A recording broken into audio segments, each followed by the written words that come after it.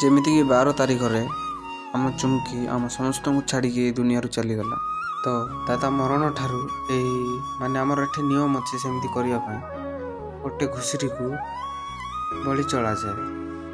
ତ ଏହିପରି କିଛି ଟୀକା ଲଗାଇଲା ପରେ ସେ ଘୁଷୁରିକୁ ଏମିତି ଭାବରେ ରଖାଯାଇଥାଏ। ତାପରେ ଏତେ ଲୋକ ଅଛନ୍ତି ତମମାନେ ଦେଖିପାରୁଥିବ। ତାପରେ ଏଇ ହାତରେ ଯୋଉ ବନ୍ଧା ହେଉଛି ଏଇଟା ନିହାତି ବାନ୍ଧିବା ଦରକାର ପୁରା ଗାଁ ଲୋକ। ତାପରେ ସୂତା ଯାକ ଦେଖିପାରୁଥିବ ଯେମିତି ଅଛି। ତାପରେ ଆମର ଯେ ବୁଢ଼ା ମାନେ ବୟସ୍କ ଜେଜେ ଅଛନ୍ତି ସେମାନେ ପୂଜା କଲେ। ତାପରେ 7 ରାଉଣ୍ଡ ମାରିବାକୁ କହିଲେ ଘରରୁ। ମାରି ସାରିଲା ପରେ ତାକୁ ନିଆଗଲା ବାହାରକୁ, ମାନେ ତାକୁ ଏମିତି ଘୋଷାଡ଼ିକି ହିଁ ନିଆଯାଇଥାଏ। ତ ଗାଁର ଯେତେ ସବୁ ଲୋକ ଅଛନ୍ତି ସମସ୍ତେ ଯିବେ, ଆଉ ତାକୁ କନ୍ଦେଇ କନ୍ଦେଇ ନିଆଯିବାର ନିୟମ ଥାଏ। ତ ଆମେ ବି ଚାଲିଗଲୁ ସମସ୍ତେ, ଯେମିତିକି ଲୋକ ଗହଳି ଭୟଙ୍କର ଅଛନ୍ତି। ତ ଏଇ ଗୋଟେ ଭିଡ଼ିଓରେ ତ ମୁଁ କିଛି କହିପାରିବିନି, ସେକେଣ୍ଡ ଭିଡ଼ିଓ ଦେଖିବା ପାଇଁ ଆସ।